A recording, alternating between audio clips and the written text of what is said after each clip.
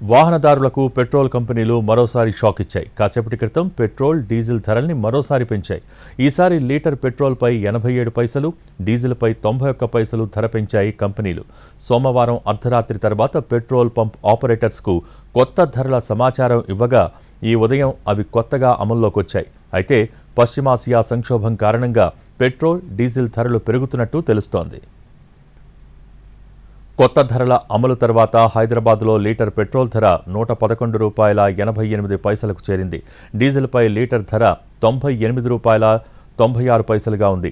విజయవాడలో litre petrol ₹114.48, diesel ₹102.17కు చేరుకుంది.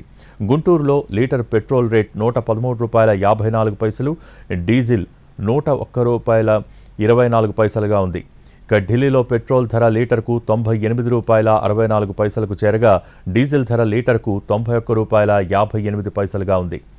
కోల్కతాలో పెట్రోల్ ధర లీటర్కు ₹109.70కు చేరగా ₹96.07కు పెరిగాయి. ఇక ముంబైలో లీటర్ పెట్రోల్ ధర ₹107.59కు చేరగా డీజిల్ ధర ₹94.08గా ఉంది. ఇక చెన్నైలో పెరిగిన లీటర్ పెట్రోల్ ధర ₹104.49కు చేరగా డీజిల్ ధర ₹94.08గా ఉంది.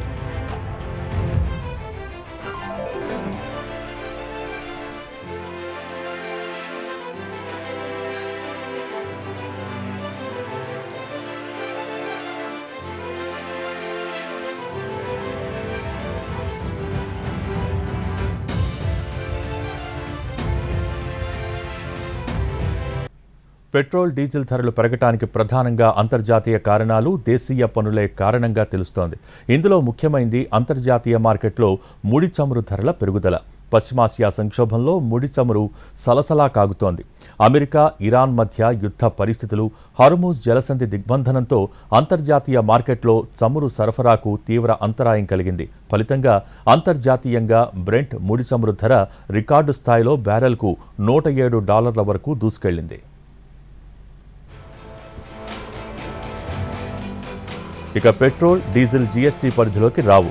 కేంద్రం విధించే ఎక్సైజ్ సుంకంతో పాటు ప్రతి రాష్ట్రం తనదైన శైలిలో వ్యాట్, ఇతర సెస్సులను విధిస్తోంది.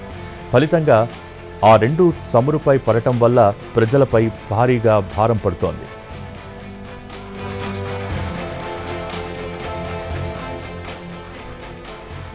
తెలంగాణలో పెట్రోల్పై 35.2%, డీజిల్పై 27% వ్యాట్ విధిస్తున్నారు. అలాగే ఆంధ్రప్రదేశ్లో స్థానిక పన్నులు దేశంలోనే అత్యధికంగా ఉన్నాయి. బేస్ ప్రైస్ పెరిగినప్పుడు ఈ శాతం పన్నుల వల్ల వినియోగదారులపై పడే భారం మరింత పెరిగిపోతోంది.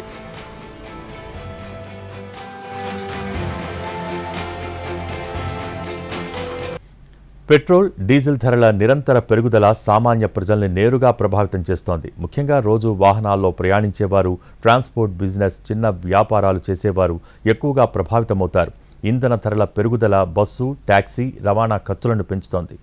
ఇది ఇతర నిత్యావసర వస్తువుల ధరలపై ప్రభావం చూపవచ్చు.